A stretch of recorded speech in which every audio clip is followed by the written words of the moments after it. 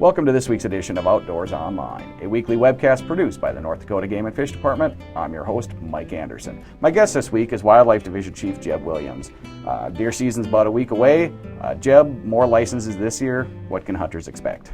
Well, for the individual hunters that drew licenses early on in the summer, I guess, as far as the first step goes, an increase of license numbers from last year, about 10,000. So more deer on the landscape. Going to be some more hunters in the field this year, and we're hopeful for a good year. We're seeing some good increases of numbers in both whitetail deer and mule deer in the western part of the state, and so we're feeling good that we're going in the direction that we are. Okay, let's talk about the whitetail deer numbers, Jeb. How are they looking?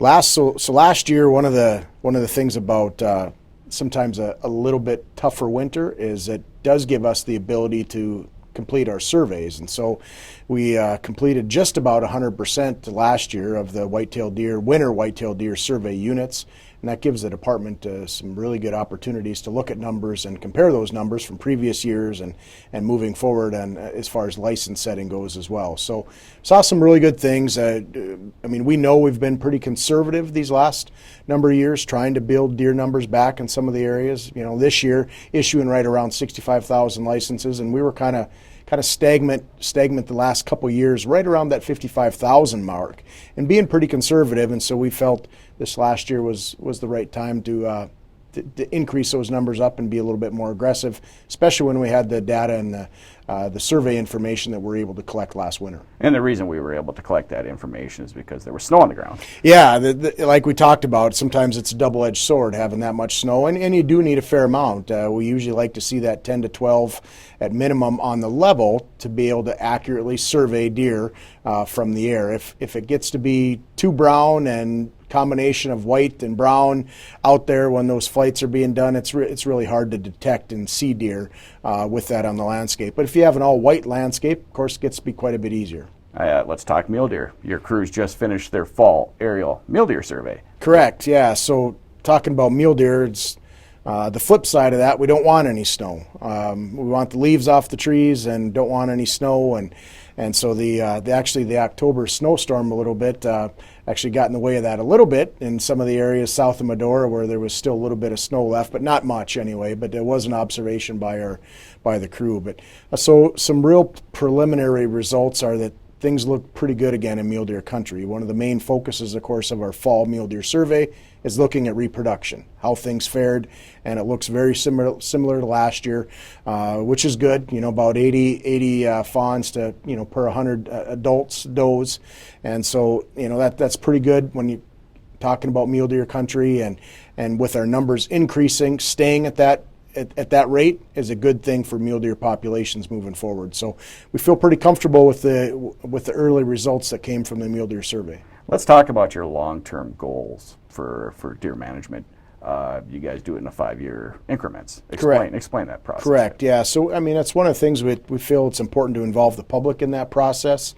We use a variety of different tools and factors to look at that, but obviously involving the public as far as what they feel are realistic goals and comfortable. So it's something that we always take out to advisory board meetings and provide opportunity for comments when that's up. And so after next year, that 5-year segment's going to be up.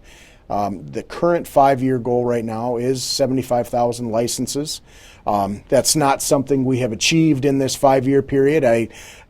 It's hard to predict whether we will have 75,000 licenses next year at this time. My guess is probably not, but it's a benchmark that the department uses, and obviously there's some things in our control and some things that are not in our control to be able to either get to that number or not get to that number, or maybe even surpass that number. So it's just some guidelines for the department to have, which we appreciate the public interaction with that process. What's it going to take to reach that goal, Jeb?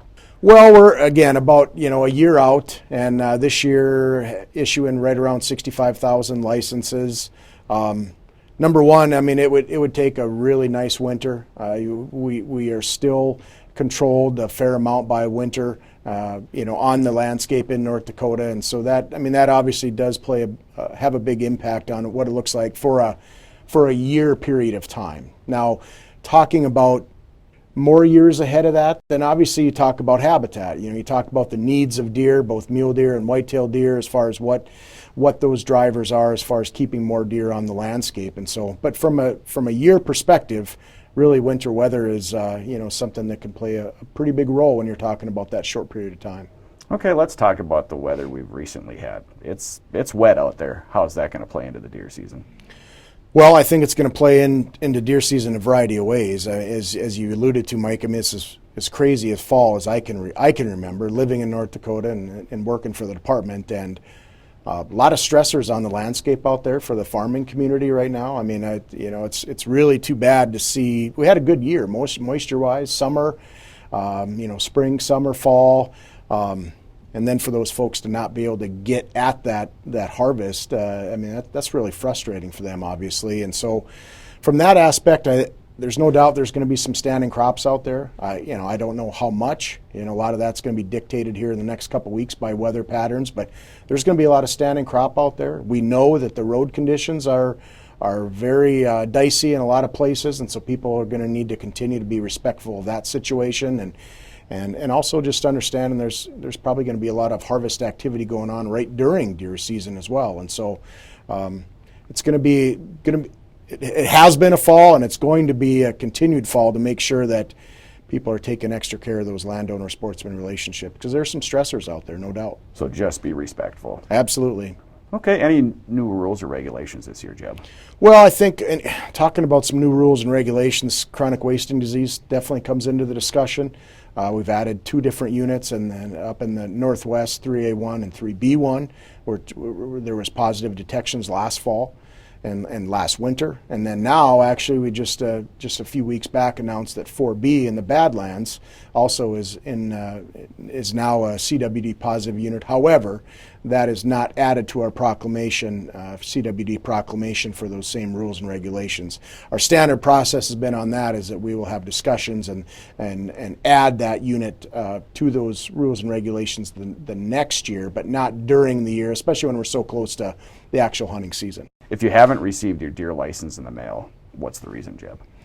Well, more than likely, it's due to the fact that you probably have not purchased your general game and habitat license, and so by not doing that, you have not received that license, and the clock is ticking, and so we do encourage you to get that submitted to us, so there isn't a stress situation where all of a sudden you realize that deer hunting opens tomorrow or 2 days, and you want that, and it's going to be challenged to get that in that short a time frame. So double check on that, and that would be more than likely the reason if you do not have that, if that has not been mailed to you yet. So the deer season should be good this year.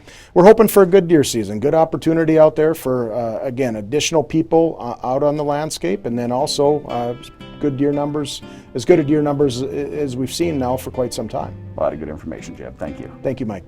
The deer gun season in North Dakota opens Friday, November 8th at noon Central Time and runs through Sunday, November 24th. For more information on the deer gun season in North Dakota, visit the Game and Fish website at gf.nd.gov. For Wildlife Division Chief Jeb Williams and the rest of the staff here at the Game and Fish Department, thanks for joining us for this week's Outdoors Online. We'll see you again next week.